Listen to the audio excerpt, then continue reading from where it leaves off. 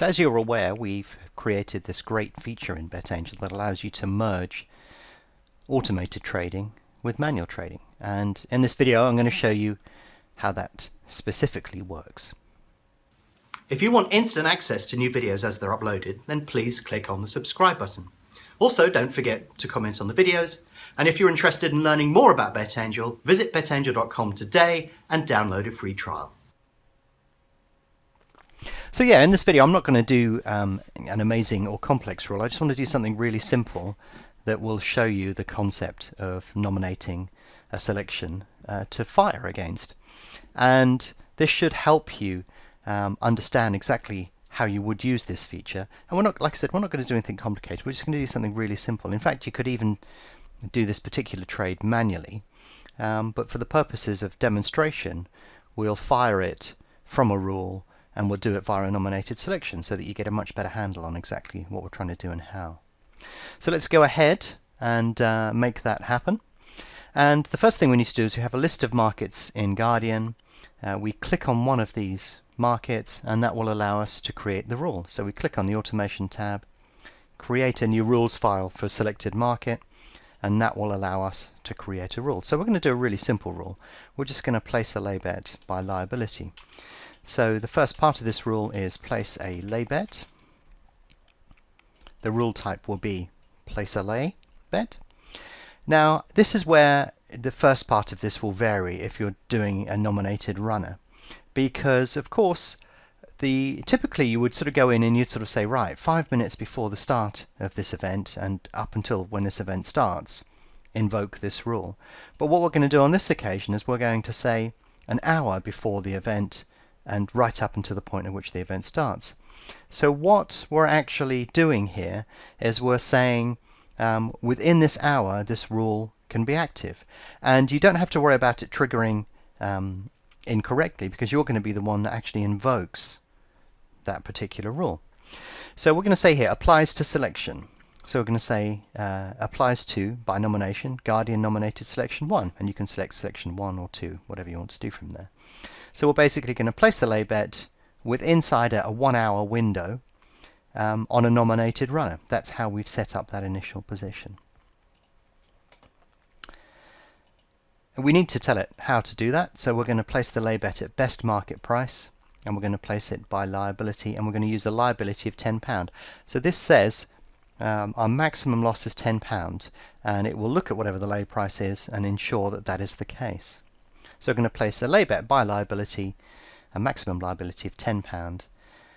We can invoke this rule inside an hour, and it's going to go on the selection that we have nominated. So it's a really simple rule, nothing special or spectacular there, but you'll see in a second how this works. So if I add that to the container, and then we have to call this something, so I would call this lay by liability. And then what we can actually do is invoke this into a market. So for example, what we can do is we can go down to the next race that's available on the card. We can say lay by liability. That rule is now active in that market, but it won't trigger because that market, we've not nominated anything for that particular market. In fact, it's just gone in place, so we'll have to do the next market. So we can apply this rule to one or more markets, or we could apply different rules, for example, to different markets. You can see that we've got many different rules available to us there. Or you could actually select a few different markets and then apply the rule that you've selected from your drop-down box here into those markets. You can do that any number of ways. All of these rules are set up to fire between an hour and post time, but of course they haven't triggered because we haven't nominated anything. So in order to nominate something, we obviously have to go to one of these two windows over here, one of these boxes, these drop-down menus rather, and I need to go over to the next race and then say this is the one that I nominate for this particular race. So you can see here we're looking at Dundalk, and if I click on here, this gives us a list of all the selections in the market, and then I can just select one of them, and then the rule will be invoked. So you can actually see here the matched bet appeared, and if we click on the market, we should get confirmation of exactly what's happened. So you can see down here that Birdcage has been laid to a liability of £10. Ta-da! We created the rule, and we created it under a nominated runner. We've applied that to market, put in the nominated selection, and it's done it from there. Now I can also show you that if we go to the Automation tab on Guardian, we can actually select from the menu down here the Reset Trigger Counts option. And what the Reset Trigger Count option will do is it will allow us to fire more than once. So if I at the moment go and try and lay China Eyes by bringing up that selection, what you'll find is that BetAngel will not allow that. You can see it is not allowed that in this particular market. And that's because when we created the rule, if I just go back in and we can show you this, when I created the rule I said apply it within an hour of the start of this event, but allow the rule to trigger only once. We should have put brackets around the S there.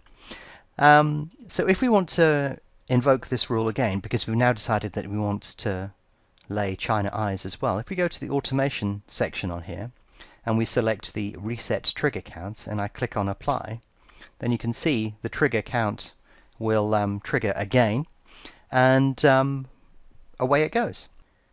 So if we look at this market again, you will see that on China Eyes it has placed another bet into the market, and we can look at the match bets that it's done. It's done it to a liability of £10, and you can see that in the log as well. You can see all of that information is displayed within there.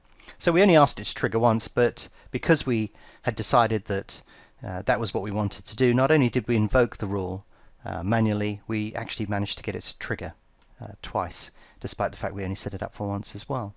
So that's how we're trying to meld the two together, allowing you to create a rule that's generic, but then nominate it to a specific selection within the market. And that selection could be a tennis player, it could be a correct score, it could be anything. But the idea is that when you create a rule, you don't have to make it specific to one particular strategy, one particular selection.